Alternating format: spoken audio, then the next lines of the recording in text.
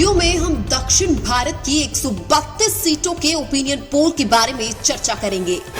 यह opinion poll लोकपोल agency द्वारा जारी किया गया है।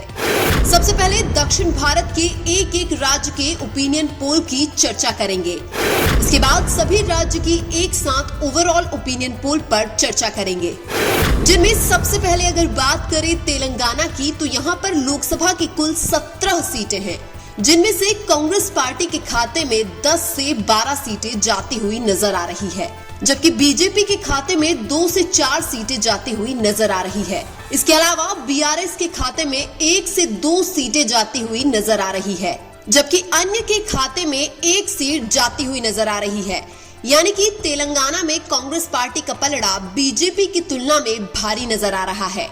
अगर 2019 के लोकसभा चुनाव की बात करें तो तेलंगाना में टीआरएस ने 9 सीटें जीती थी, बीजेपी ने 4 सीटें जीती थी, कांग्रेस ने 3 सीटें जीती थी, एआईएमआईएम ने 1 सीट जीती थी। इसके बाद अगर बात करें तमिलनाडु की, तो यहाँ पर लोकसभा की कुल 39 सीटें हैं, जिनमें से इंडिया गठबंधन के खाते में 34 से 37 सीटें जाती हुई नजर आ रही है, जबकि एनडीए के खाते में यहाँ पर 1 सीट जाती हुई नजर आ रही है। इसके अलावा एआईएडीएमके के खाते में यहाँ पर 1 से 3 सीटें जाती हुई नजर आ रही है, जबकि अन्य के खाते में 1 सीट जाती हुई नजर आ रही है।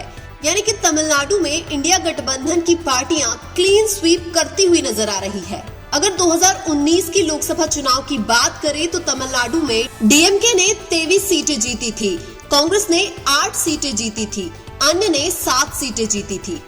इसके बाद अगर बात करें केरल की, तो यहाँ पर लोकसभा की कुल 20 सीटें हैं, जिनमें से इंडिया गठबंधन के खाते में 18 से 20 सीटें जाती हुई नजर आ रही है, जबकि एनडीए के खाते में यहाँ पर 1 सीट जाती हुई नजर आ रही है। यानी कि केरल में इंडिया गठबंधन की पार्टियां क्लीन स्वीप करती हुई नजर आ रही है।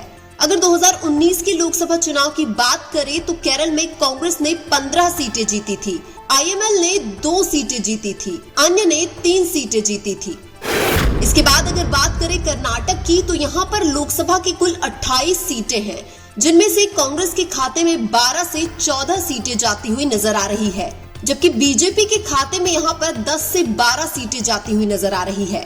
इसके अलावा जेडीएस के खाते में यहाँ पर 1 से 2 सीटें जाती हुई नजर आ रही है। यानी कि कर्नाटक में कांग्रेस और बीजेपी के बीच कांटे की टक्कर देखने को मिल रही है। अगर 2019 की लोकसभा चुनाव की बात करें तो कर्नाटक में बीजेपी ने 25 सीटें जीती थी, कांग्रेस ने 1 सीट जीती थी, जेडीएस ने 2 सीटें जीती थी। इसके बाद अगर बात करें आंध्र प्रदेश की, तो यहाँ पर लोकसभा की कुल 25 सीटें हैं, जिनमें से इंडिया गठबंधन के खाते में 1 सीट जाती हुई नजर आ रही है, जबकि एनडीए के खाते में यहाँ पर 13 से 15 सीटें जाती हुई नजर आ रही है। इसके अलावा वाईएसआरसीपी के खाते में यहाँ पर 10 से 11 सीटें जाती हुई नजर आ रही है। यानी कि आंध्र प्रदेश में एनडीए और वाईएसआरसीपी में कांटे की टक्कर देखने को मिल रही है। अगर 2019 के लोकसभा चुनाव की बात करें तो आंध्र प्रदेश में वाईएसआरसीपी ने 22 सीटें जीती थी, टीडीपी ने 3 सीटें जीती थी।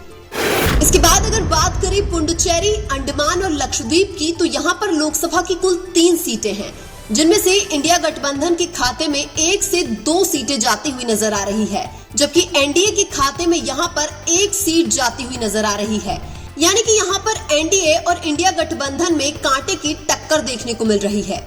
अगर ओवरऑल की बात करें तो दक्षिण भारत में कुल 132 सीटें हैं, जिनमें से इंडिया गठबंधन के खाते में 78 से 82 सीटें जाती हुई नजर आ रही है, जबकि एनडीए के खाते में 28 से 34 सीटें जाती हुई नजर आ रही है। इसके अलावा वाईएसआरसीपी के खाते में 10 से 11 सीटें जाती हुई नजर आ रही है। इसके अलावा एआईएडीएमके के खाते में यहाँ पर 1 से 3 सीटें जाती हुई नजर आ रही है, जबकि अन्य के खाते में 1 से 3 सीटें जाती हुई नजर आ रही है। यानी कि दक्षिण भारत में इंडिया गठबंधन का पलड़ा बहुत भारी लग रहा है। लेकिन आपके लोकसभा क्षेत्र में कौन सी पार्टी चुनाव जीत रही है, कमेंट करके जरूर बताइए।